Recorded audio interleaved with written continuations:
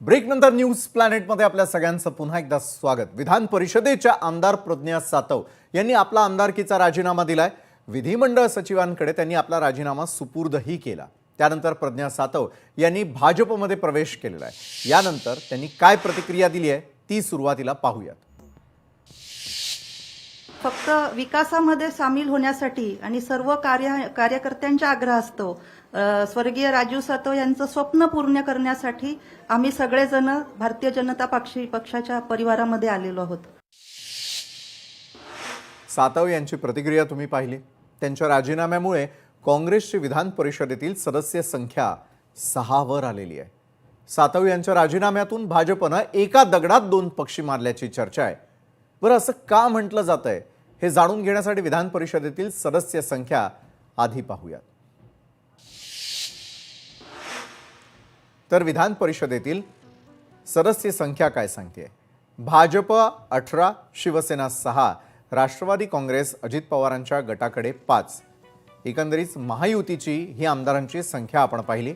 विधान परिषदेमध्ये आमदारांची संख्या काँग्रेस 7, शिवसेना उद्धव बाळासाहेब ठाकरेंची 6, राष्ट्रवादी शरदचंद्र पवारांची यामध्ये 3।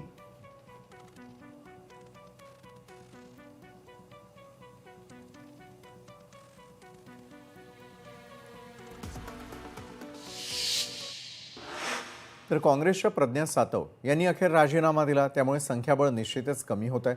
काँग्रेस विधिमंडळ पक्षाने विरोधी पक्षनेते पदासाठी सतेज पाटील यांच्या नावाची शिफारस केलेली आहे। मात्र आता काँग्रेसची सदस्य संख्या झालेली आहे कमी आणि ठाकरेंच्या शिवसेनेची सदस्य संख्या देखील 6 म्हणजेच एकसारखी झाली आहे। त्यामुळे आता विरोधी पक्षनेते पद कुणाला मिळणार याचा पेच निर्माण होण्याची शक्यता आहे। विधान परिषदेची एकूण सदस्य संख्या 78 इतकी असून नियमानुसार विरोधी पक्षनेते पदासाठी किमान 8 सदस्यांचं संख्याबळ आवश्यक असतं। मात्र सध्या परिषदेतील 22 जागा रिक्त असल्यानं 8 पेक्षा कमी सदस्य असलेल्या पक्षालाही हे पद मिळण्याची शक्यता वर्तवली जाते। बरं, काँग्रेस आणि ठाकरेंची शिवसेना या दोन्ही पक्षांचं संख्याबळ समान असल्यानं विरोधी पक्षनेते पदासाठी आता दोन्ही मित्र पक्षांमध्ये रस्सीखेच पाहायला मिळू शकते। दरम्यान आणि याच महत्त्वाच्या विषयावरती अधिक चर्चा करण्यासाठी आपल्या सोबत आहेत ठाकरेंच्या शिवसेनेचे खासदार नागेश पाटील आष्टीकर। नागेश पाटील आष्टीकर जी, तुमचं स्वागत आहे आजच्या न्यूज प्लॅनेटमध्ये। खरं तर विरोधी पक्षनेते पद आणि त्यावरती होणारा दावा यावरून गेल्या कित्येक दिवसांपासूनचा रणसंग्राम महाराष्ट्र देखील पाहताना दिसतोय। तुम्ही या पुढच्या काळामध्ये काय करताना दिसाल? काय असं काही होणार नाहीये। बरं, आणि सातोताईनं सुद्धा असं नाही करायला पाहिजे होतं। ते त्यांच्या प्रतिमेला शोभायसारखं नाहीये, राजू सातव यांच्या प्रतिमेला शोभायसारखं नाहीये। स्वर्गीय त्यांच्या सासूबाई आमच्या माजी मंत्री त्यांच्या सुद्धा प्रतिमेला शोभायसारखं नाहीये। कारण काय आहे की आपण काही निवडणूक लढून कधी आमदार झाला नाहीत। खरं तर आपल्याला काँग्रेस पक्षाने खूप काही दिलं। 2 वेळेस तुम्हाला याच्यावर राज्यसभेवर घेतलंय, त्यामुळं आपण अशी कृत्य नाही करायला पाहिजे होतं असं माझं मत आहे। बरं, निश्चितच आहे, आपलं मत मला लक्षात आलेलं आहे। मात्र पुढचा प्रश्न हाच उद्भवतो की एका बाजूला प्रज्ञाताईंची आत्ताच आपण प्रतिक्रिया पाहिलेली आहे। त्यांचं म्हणणं आहे की विकासासाठी आपण भाजपच्या सोबतीनं जातोय, काँग्रेसचा हात त्यांना सोडावासा वाटला। मात्र दुसरीकडे भाजपची खेळी यशस्वी ठरतीये असं म्हणायचं?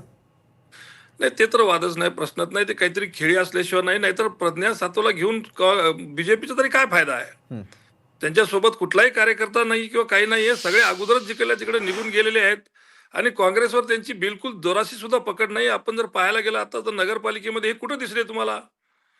ना याचा प्रचार केला ना त्याचा प्रचार केला। माझ्या वेळेस तसंच केलं। यांचा संपर्क सुद्धा इकडे नाहीये कुठंच। त्यामुळे मी तर म्हणतो की भाजपला सुद्धा त्यांचा घेऊन काहीच उपयोग होणार नाही। फक्त एक खेळी खेळायची का म्हणून केली असेल तर ते वेगळी गोष्ट। बरोबर आहे। मात्र तुमच्या एका वक्तव्याकडे मला लक्ष थोडंसं वेधावंसं वाटतं। अगदी काही दिवसांपूर्वी घडलेला हा संपूर्ण प्रकार होता की महाविकास आघाडीसाठी प्रज्ञा सातव काम करत नाहीये, पक्षाचे आदेशांचं पालन करत नाहीये आणि महाविकास आघाडीच्या विरोधामध्ये ते कार्यरत असल्याचं बोललं जातंय। याची कुठेतरी दखल घेतली गेली का आणि त्याचाच परिणाम म्हणून प्रज्ञा सातवांनी हा मोठा निर्णय घेतला? नाही नाही, त्यांना मोठा निर्णय घ्यायची आवश्यकताच नाही ना, कारण पक्षाने एवढे उपकार केले त्यांच्यावर. बगर निवडणूक लढवता आले. आजकाल निवडणुका लढवणं किती मुश्किल झालंय, किती कठीण झालं. ते ज्याने ज्याने निवडणुका लढवल्या त्यांना विचारा ना. तुम्हाला सगळं फुकटच भेटलं ना. राजू सातोजीच्या नावावर भेटलं, तुमच्या सासूच्या नावावर भेटलं. अहो, तुम्ही तर म्हणजे तुम्हाला अजून कसली अपेक्षा पाहिजे? मग का त्यांनी अपरिहार्यतेनं हा निर्णय घेतला असं मी तुम्हाला म्हणतो ना, वाटतं? फक्त नेमकं त्यांनी नेमकं आता कारण ते- काय त्यांच्या राजीनाम्यात? नाही, हे बघा, त्यांच्याकडे कुठलंच कारण, वैद्य कारण कुठलंच नाहीये. विकासानं म्हणायच्या गोष्टी हे सगळेच जणच बोलत असतात. विकासाचं काम असं हे बोलणं सारेआम झालंय. आता त्याच्यापेक्षा त्यांना दुसरं कारण काहीच नाहीये जाण्याचं. काहीतरी त्यांच्या आमिषापोटी गेले असतील किंवा सत्तेमध्ये जायचं म्हणून गेले असतील, याच्यापेक्षा दुसरं काही नाही. आणि बीजेपीने त्याला का घेतलं मला हेच कळत नाही, की बीजेपीला त्याचा उपयोग शून्य आहे. आणि आपली एक जागा कमी, म्हणजे आपल्या एखाद्या लोकाला देण्याच्या नावचं यांची म्हणजे आमदारकी काढायची आणि त्यांना द्यायची. एक जागा व्यर्थ करण्या इतकं बीजेपीला का करावं लागलं हे मला अजून कळालं नाही. बरोबर आहे, अनेक प्रश्न अजूनही अनुत्तरितच आहेत. मात्र दुसरीकडे संख्याबळ आता इक्वल झाल्यानंतर तरी विधान परिषदेच्या विरोधी पक्षनेतेपदासाठीचा दावा तुम्ही करणार आहात का? नाही, निश्चितच आम्ही केलेलाच आहे. साहेबांनी मागच्या वेळेस सुद्धा आपण बघितलं असेल की हिवाळी अधिवेशनामध्ये जाऊन त्यांनी आपला मुद्दा मांडलेला आहे. आणि बघू आता काय होते ते, पण आम्ही आमचा दावा केलेला आहे. बरं, आता सुरू असलेली सध्याची जी ॲडजस्टमेंट आहे ती सफल होईल असं वाटतं? आजकाल काही शक्य आहे, बीजेपीला तर काही पण शक्य आहे. काय त्याला काय कोण म्हणणार नाहीये, रोखणार नाहीये, टोकणार नाहीये, काही नाही. काय करणार काय? बरं, भाजपला सगळं शक्य असल्याचं तुम्ही म्हणताय. धन्यवाद, तुम्ही आमच्यासोबत जोडला गेलात आणि या संदर्भातली सविस्तर चर्चा केलीत त्यासाठी. खरं तर प्रज्ञा सातव यांनी आपला राजीनामा देणं, भाजपमध्ये प्रवेश करणं आणि त्यानंतर भाजपचे ज्येष्ठ नेते स्वतः बावनकुळे यांनी काय प्रतिक्रिया दिलेली ती आता पाहूयात. अध्यक्ष रवींद्र चव्हाणजी यांच्या नेतृत्वामध्ये आज त्यांच्या उपस्थितीमध्ये पक्षप्रवेश केला. मला या गोष्टीचा अभिमान आहे की माननीय प्रज्ञाताई सातवजींनी हा राजीनामा देताना एकच बाब व्यक्त केली की त्यांना कुठल्याबद्दल नाराजी नाही आहे, त्यांना कोणी व्यक्ती पक्षाबद्दल नाराजी नाही आहे, पूर्वाश्रमी काय झालं त्याच्याबद्दल त्यांना काही बोलायचं नाही आहे. पण त्यांनीच एकच संकल्प केला आहे की मला स्वर्गीय राजीव सातवजी यांचे स्वप्न पूर्ण करायचे आहे, स्वप्नपूर्ती करायची आहे, हिंगोलीला विकसित करायचं आहे, या जिल्ह्याला विकसित करायचा आहे. हा जो एक त्यांनी आपल्यासमोर संकल्प मांडला, या 14 कोटी जनतेसमोर संकल्प मांडला, हा महत्वाचा आहे. तर भाजपचे प्रदेशाध्यक्ष रवींद्र चव्हाण या संदर्भामध्ये काय प्रतिक्रिया देताना दिसून आले तीही पाहूयात. प्रज्ञाताई यांना बरेच वर्ष विधान परिषदेमध्ये आम्ही सर्वांनी काम करताना पाहिलं आहे.